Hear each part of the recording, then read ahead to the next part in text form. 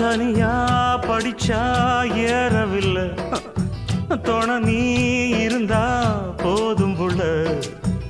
இனிப்பா இருக்கு படிப்பதற்கு, இரவில் படிக்க விளக்கெதுக்கு. முதலாக படிக்கிற பாடம், விடுகிற நேரம் முடிக்கிற பாடம், இதுதான் காதல் எனும் பாடம். இது நாளெல்லாம் படிச்சாலும் அழுக்காது.